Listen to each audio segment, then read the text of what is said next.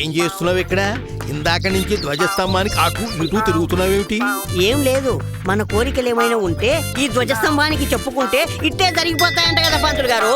అది సరే, అటు ఇటు తిరుగుతూ చెబుతున్నావేమిటి? భలే చెప్పారు పంతులు గారు. నేను మా ఆవిడ ఇద్దరం ఇంట్లో ఉంటేనే మా పైకప్పు గాల్లో ఎగిరిపోతుంది. అలాంటిది మా ఇద్దరి కోరికలు ఈ ధ్వజస్తంభానికి చెప్పాననుకో, ఈ ధ్వజస్తంభమే మటాష్ పంతులు గారు. ఇద్దరికి పడి చావదా? అవును పంతులు గారు. ఎంతమంది పిల్లలు?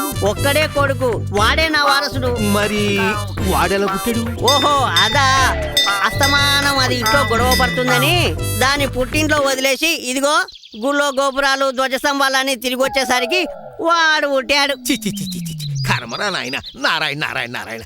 పంతులు గారు ఏదైనా చిన్న ఉపాయం చెప్పి వెళ్ళకపోయారా? ఈ వెధవ చండాలన్నీ నాకు చెప్పుకో. దరిద్రం. గుళ్ళో పూజారి అయి ఉండి సొల్యూషన్ చెప్పకపోతే నువ్వేం పూజారివి? బాలే ఉన్నారు.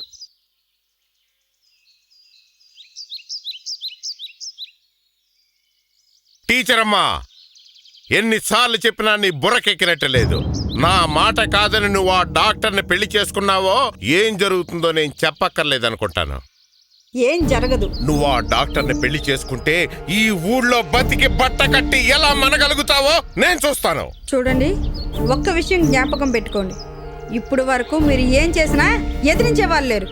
కానీ ఇప్పుడు వాసు వచ్చాడు. అబ్బా, ఆ వాసుని ఎక్కడికి పంపించాలో, ఎలా పంపించాలో, నీ పొగరు ఎలా అణచాలో నాకు బాగా తెలుసు. ఛీ,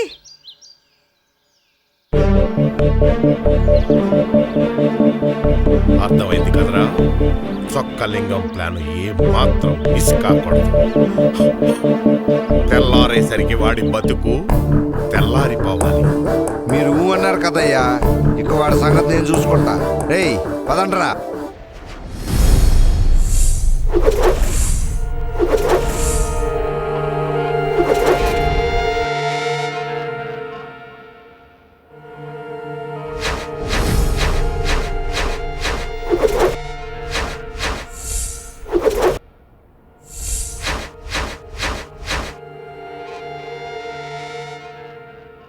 అన్నా, నీతో మాట్లాడాలన్నా.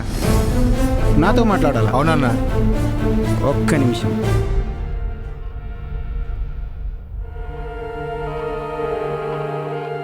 ఇప్పుడు చెప్పు. అది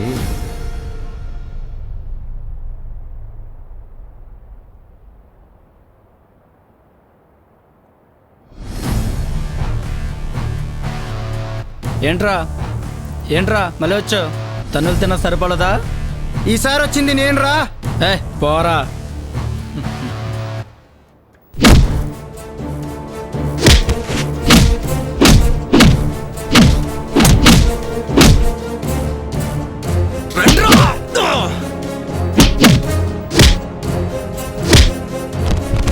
రాయ్, నువ్వేంటో చూస్తున్నావు? రారా చూసుకుందాం.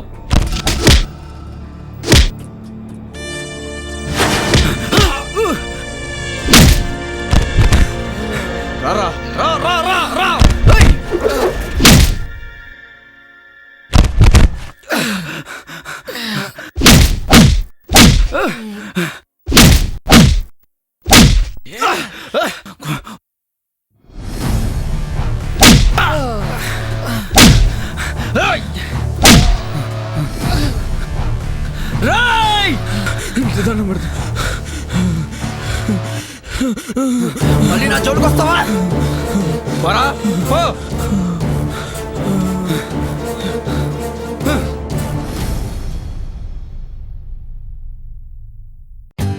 For more updates, like, comment, subscribe to our channel.